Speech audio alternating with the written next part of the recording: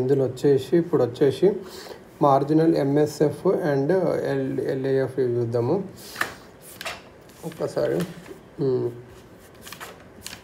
So ఇక్కడ వచ్చేసి marginal standing facility, monetary policy, quantitative టూల్స్లో మనం ఇంతకుముందే సిఆర్ఆర్ చూసినాం, cash reserve ratio, SLR, statutory liquidity ratio, ఇంకా తర్వాత రివర్స్ రిపో చూసినాము.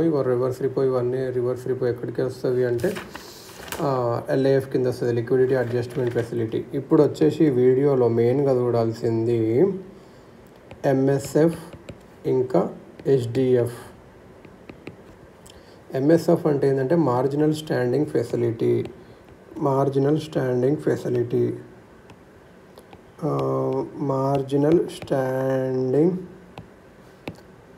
ఫెసిలిటీ ఇది ఎంఎస్ఎఫ్ అన్నట్టు.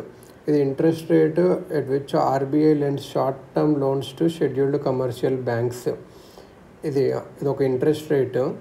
ఇదైతే RBI lends short term loans scheduled commercial banks and regional rural banks with their SLR quota G sec as collaterals. Okay, RBI ఎవరికి ఇస్తుంది? Schedule commercial banks ఎస్సీబీస్కి, regional rural బ్యాంక్స్కి ఇస్తుంది. ఒక ఇంట్రెస్ట్ వీళ్ళు ఏమి ఇవ్వాలి అప్పుడు? ఎస్ఎల్ఆర్ కోటా ఇక్కడ పెట్టవచ్చు.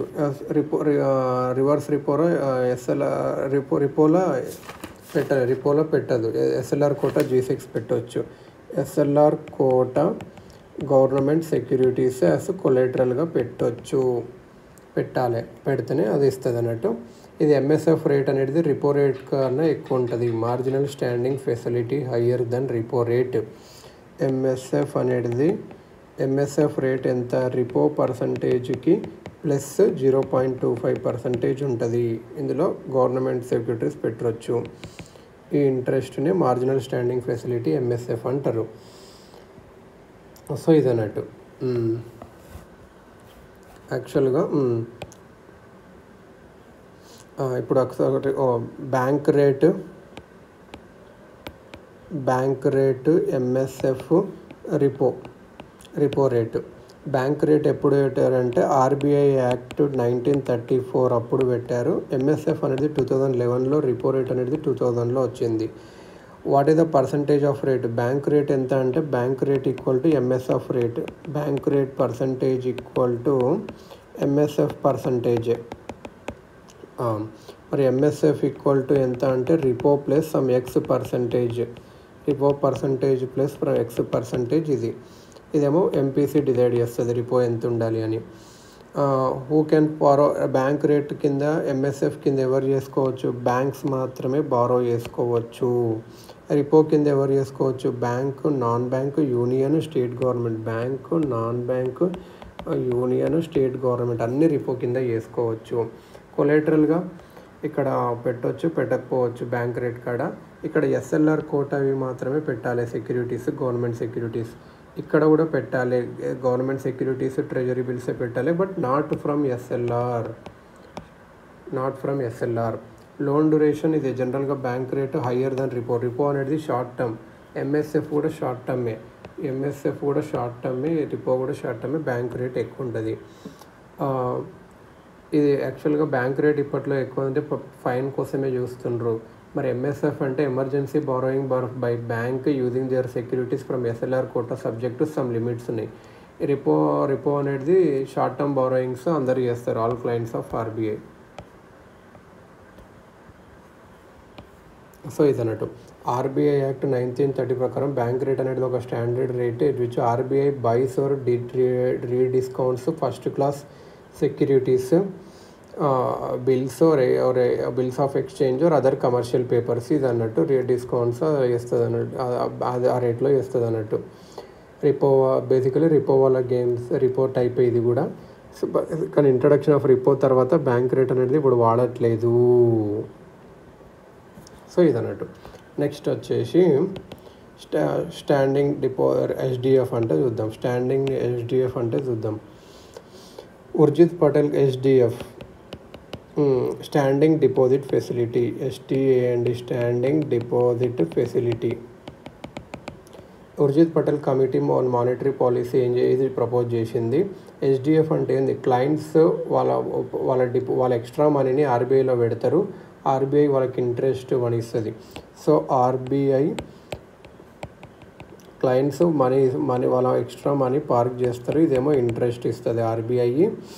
RBI does not give any collateral, కానీ ఇక్కడ వీళ్ళు మనీ పెట్టారు కానీ కొలెటరల్ ఇవ్వదు. రివర్స్ రిపోలో కొలెటరల్ ఇస్తుంది. బెనిఫిట్స్ ఏంటంటే ఇన్ఫ్లేషన్ని వేయడానికి ఆర్బీఐ అప్పుడు ఏం చేస్తుందంటే ఎక్స్ట్రా మనీని మార్కెట్ నుంచి సక్ చేయగలదు హెచ్డిఎఫ్ విండోతోన. ఆర్బీఐకి గవర్నమెంట్ సెక్యూరిటీ పెట్టాల్సిన అవసరమే లేదు, కొలెటరల్గా జస్ట్ ఇంట్రెస్ట్ పే చేస్తే వాళ్ళు. సో ఇదన్నట్టు ఆర్బీఐ 2022లో కూడా ఒకసారి లాంచ్ చేసింది పాలసీ కోఆర్డినేటర్ లేచారు. HDF is launched. So does it mean reverse repo అనేది డిస్కంటిన్యూ కాలేదు. రివర్స్ రెపో అనేది ఆర్బీఐ టూల్ కిట్టే.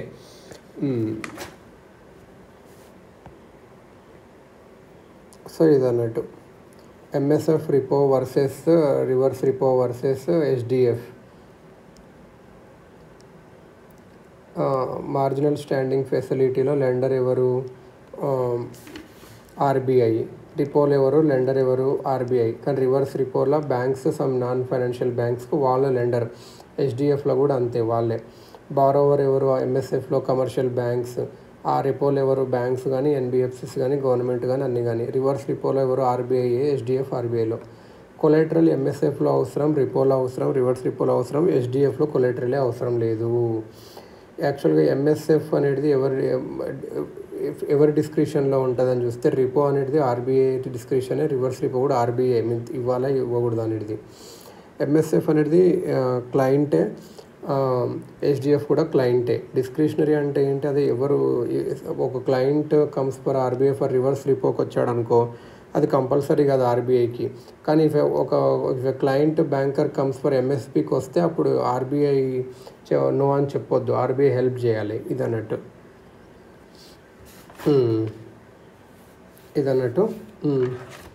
ఇప్పుడు వచ్చేసి ఆ పాలసీ కారిడార్ చూద్దాం.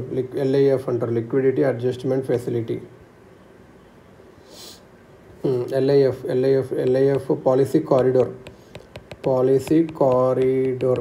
LIF liquidity adjustment facility.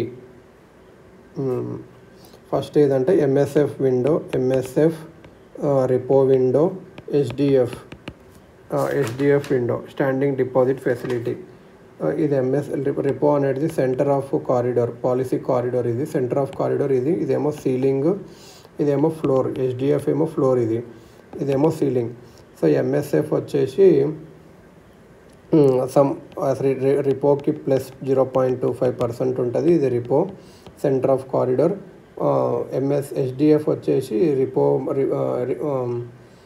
Floor of corridor, రిపోలో ఒక -0.25%. సో హెచ్డిఎఫ్ అనేది ఫ్లోర్. పాలసీ కారిడార్ని లిక్విడిటీ అడ్జస్ట్మెంట్ ఫెసిలిటీ కూడా అంటాము. ఇది అన్నట్టు బిఫోర్ 2022 ఏం చేసామంటే policy corridor equal to total width between MSF repo reverse రిపోకి అది ఉండేది. ఫస్ట్ ఏముండేది అంటే ఎంఎస్ఎఫ్కి రిపోకి రివర్స్ రిపో ఉండేది ఫస్ట్ 2022కి, బిఫోర్ 2022. మరి ఆఫ్టర్ 2022కి ఏమైందంటే ఎంఎస్ఎఫ్ ప్లస్ రిపో, ఇక్కడ రివర్స్ రిపో తీసేసి హెచ్డిఎఫ్ పెట్టారు. టోటల్ విడ్త్ వచ్చేసి 0.25. రిపో ఎంఎస్ఎఫ్ వచ్చేసి రిపో ప్లస్ 0.25, హెచ్డిఎఫ్ వచ్చేసి repo -0.25. HDF is just like reverse repo rate తక్కువ ఉండాలి ఇలా అని చెప్పి. So upper end of corridor వచ్చేసి MSF, lower end of corridor వచ్చేసి హెచ్డిఎఫ్. ఇదన్నట్టు. సో 20 ప్లస్ 0.25 అన్నాం, 25 బీపీఎస్. ఇక్కడ వచ్చేసి -25 బీపీఎస్. సో ఇదన్నట్టు 100 BPS base point system. PPS అంటే బేస్ పాయింట్ సిస్టమ్.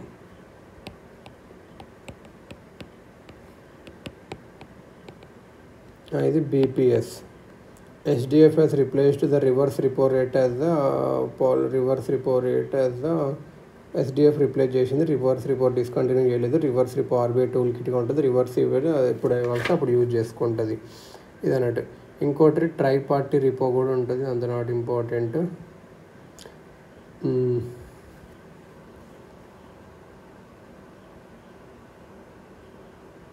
ఇంకోటి ఏదంటే ఓపెన్ మార్కెట్ ఆపరేషన్స్.